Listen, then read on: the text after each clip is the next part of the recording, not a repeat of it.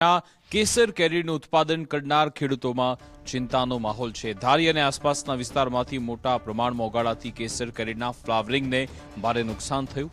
આ વર્ષે વહેલું ફ્લાવરિંગ આવ્યું હતું ને ખેડૂતોને બમ્પર ઉત્પાદનની આશા હતી, પરંતુ અચાનક હવામાનમાં બદલાવ આવતા ધુમ્મસ, ઝાકળ અને વધુ ભેજના કારણે રોગનો પ્રકોપ વધ્યો છે। મુખ્યત્વે ભૂખી છારો અને મધ્ય રોગોએ ફૂલોને બાળી નાખ્યા। ભૂખી છારોમાં ફ્લાવરિંગ પર સફેદ પાવડર જેવું લેપણ થાય છે અને ફૂલ કાળા પડીને ખરી પડે છે, જ્યારે કે મધ્ય રોગમાં કાળા ડાઘા પડીને ફૂલ અને નાની કેરી સડી જાય છે।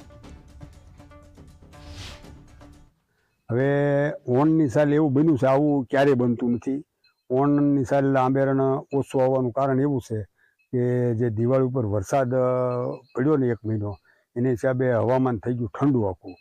હવે આંબાને કેસરને આંબાના ઝાડને જે ગરમી જોઈ એ ભાદરવા મહિનામાં અમારી ઋતુ પ્રમાણે ગરમી હોય, પણ એ ગરમી પડી નહીં અને હવામાન થઈ ગયું ઠંડુ।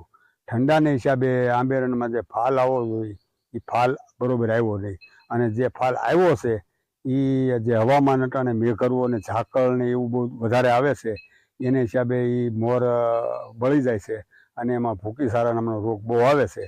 એટલે એને હિસાબે એ ફાલ થોડો ઘણો ઓછો થઈ જાય એવું અમારું અંદાજ છે। દર વર્ષે ઉત્પાદન સારું આવે છે। આ વખતે ફ્લાવરિંગ સારું છે, પણ અત્યારે વાતાવરણમાં જે વાદળા અને ધુમ્મસ થાય છે એ હિસાબે ફ્લાવરિંગમાં રોગ ઘણો દેખાય છે। મધ્યા નામનો રોગ એ છે અને ભૂકી નામનો એટલે કે રાખોડી નામનો રોગ છે, જેનાથી ફ્લાવરિંગ બધું ખરી જાય છે અને જે તેમાં ફાલ બાંધવો જોઈએ, જે અંદર કેરી એટલે કે ખાખડી બાંધવી જોઈએ એ બાંધતી નથી અને મોરના ડાળા થઈ જાય છે।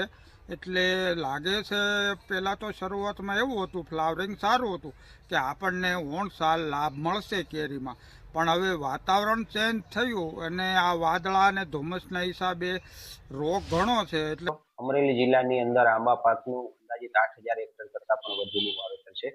હાલમાં જે વાતાવરણની પરિસ્થિતિ આપણે જોઈ રહ્યા છીએ તેમાં ઠંડી અને ગરમીનું મિશ્ર વાતાવરણ જોવા મળે છે। દિવસ અને રાત્રિના તાપમાન તફાવત છે તે વધુ છે, જેના કારણે આંબા પાકની અંદર ભૂકી છારા જેવા રોગો તથા મધ્ય અને સ્ટ્રીપ જેવી જીવાતોનું ઉપદ્રવ વધવાની સંભાવના છે। આના માટે ખેડૂતોએ સમયસર પગલાં લેવા જોઈએ।